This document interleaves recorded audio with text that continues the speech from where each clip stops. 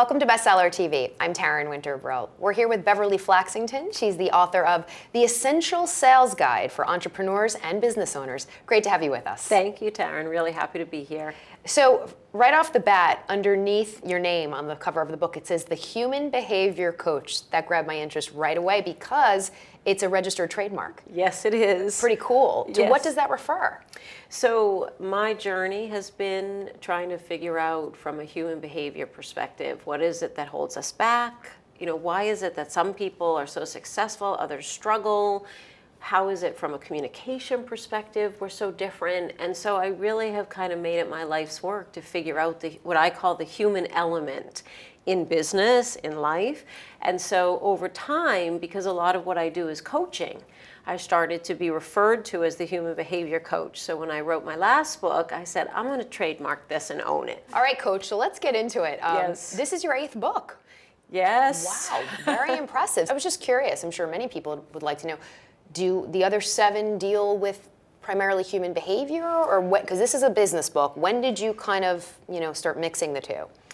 So that's a really great question. My background really is as a business person, and Okay. that's kind of my affinity and my interest. But even in my corporate days, so to speak, when I had my corporate jobs, they would make little signs on my office, the doctor is in. The doctor is not available, Yeah. because people would come and just solicit information from me and help. So I always had that human behavior interest.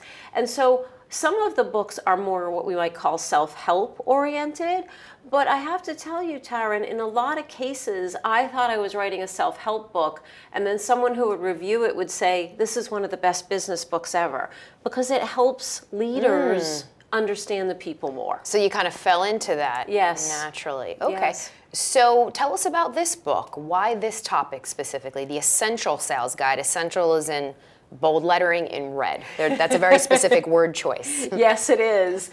So my personal journey was in sales. It was the type of thing that I fell into. I got an MBA, thought I was going to, be in human resources doing all of this, and took a sales job, not knowing really what is it, was I going to be good at it, would I even like it? And so my journey was to climb the ladder, run sales organizations, build teams, and then in my own business, working a lot with people who are running their own businesses.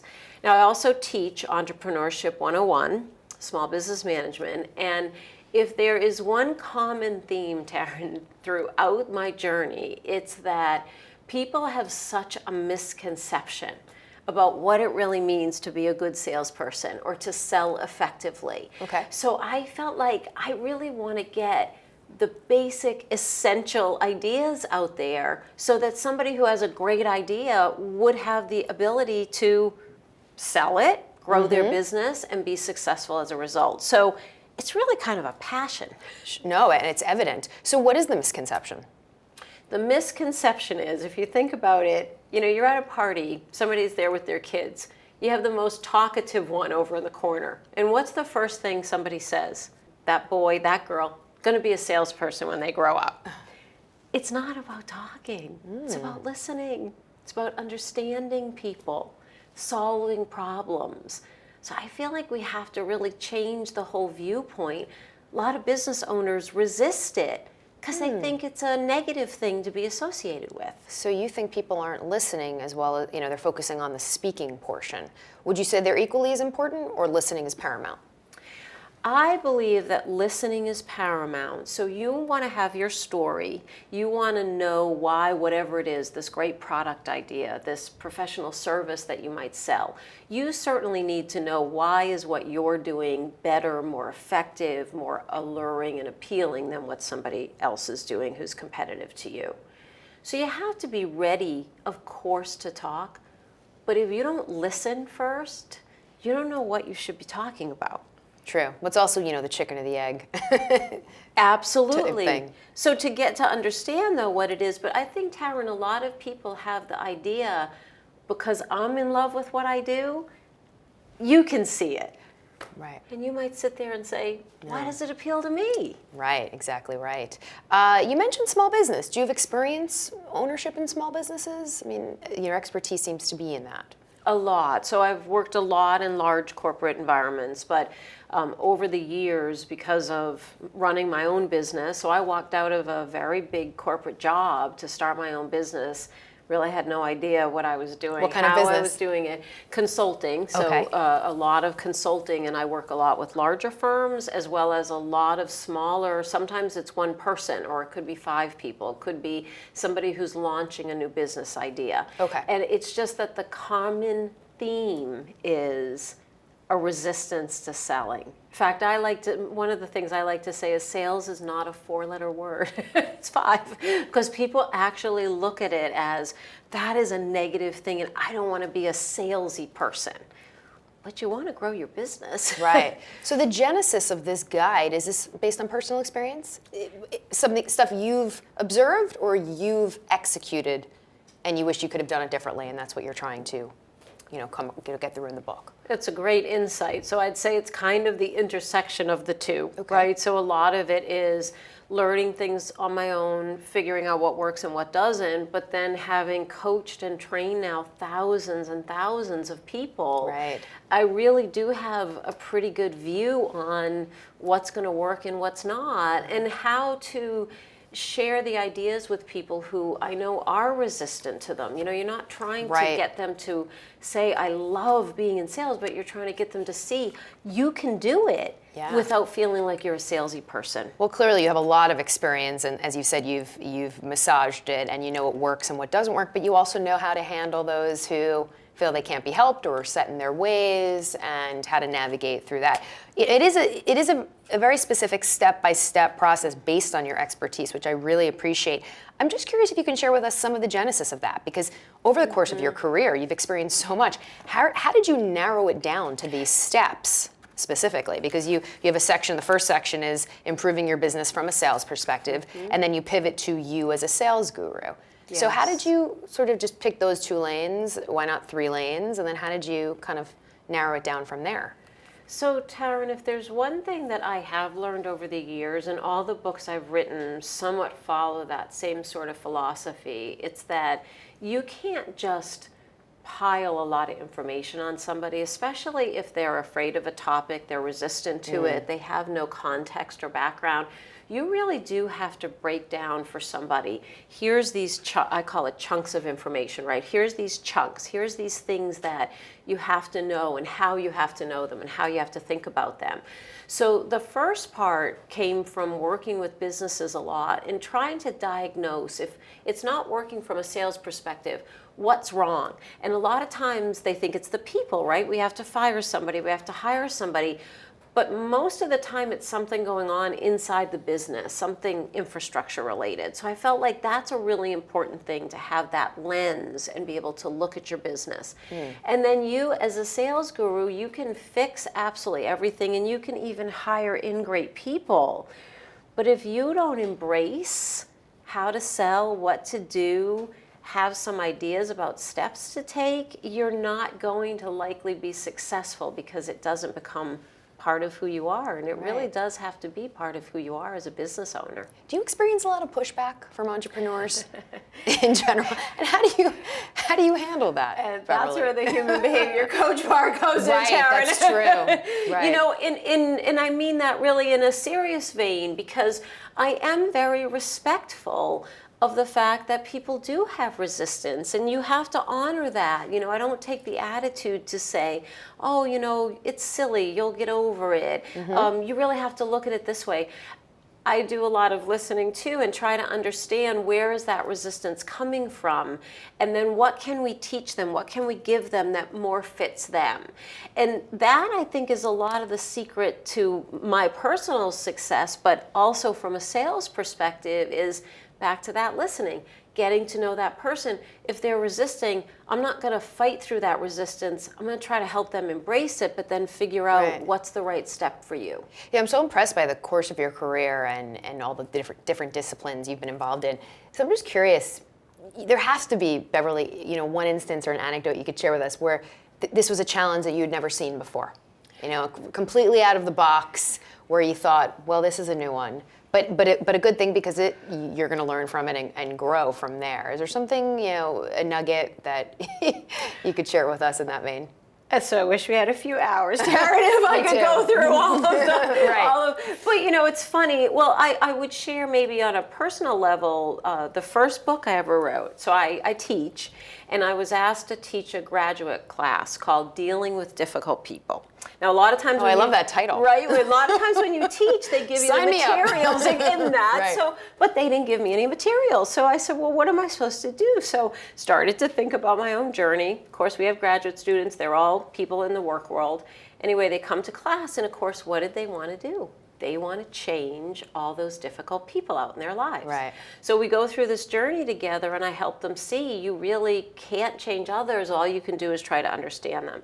So they all clamored and said, you have to write this book. Well, I run a business. I have 3 children. I do a lot of volunteer work. I travel, and I thought, how in the world is that even possible? It's not physically possible for me to do. But I felt like I have to do it. So I figured out how to do it. And then the journey of doing that, I did learn a lot about how to break things down, how to think about things differently, how to prioritize. So it just really did help me take that step back and be able to look at, wow, the challenges that people face and maybe become more respectful towards them. And rather than, okay, I'm always going to give you answers, right, try to help you figure out what's that journey to get to that answer. And say, right, that's a good point. Let's work through that. Yes. What about someone who says, yeah, I listen, but my forte is speaking? Can someone who's a great speaker, can that supersede the listening part? And would you say there are any salespeople out there who kind of go against, the exception to the rule, that that side of it kind of makes up for what they lack in the listening part? So that's a really important insight, because I do think that there are certain things that you can sell that by being very forceful, very persuasive, very good at talking about whatever it is, you likely can sell a lot of it. The question is, over time, when you sell it, is that a longer term relationship? Is that somebody who's going to say, oh, it was a great experience buying from Bev? Is that somebody who's going to really look at you as a person they can engage in relationship with? And I guess that to me is always the question. If I don't know a lot about you, but I've sold you something, how do I ever go back though and try to extend that relationship, meet other people through you? It's very hard to do if I've done most of the talking and I don't know a lot about you. Okay. Now, what about the person, Beverly, who says, I am a great listener, but I need to work on my chat? Do you delve into that? And that said, can you teach someone to be a great talker? I mean, is that something that can be taught at the end of the day? Or does there need to be some natural, innate ability? So another important piece, right? Because if you want to be a good salesperson, ultimately you have to go for that close. Ultimately, you have to tell me what is it that you can listen all day long, but and that's so not getting we into part sale, friends, and I know a lot about you, but my business isn't growing. It's been great listening to you. So you really do have to kind of teach people how to listen enough. So the reality is, and it depends on the business, right? There's certain businesses where I do want to know a lot about my customer, a lot about my client, because that's going to help me help them over time. In other situations, I just want to know enough about what you're dealing with to know, is my product or my service the right solution? But yes, I have to be able to share what it is, why it's beneficial to you. So we call that the so what. Why is that beneficial? And then eventually, Taryn, I have to ask you for the business. Okay. But is it teachable? It is absolutely teachable. For people that are a little skeptical about going into it, saying, it's not for me, I'm not salesy, and we all know what that salesy term means. Yes. How do you, get through that?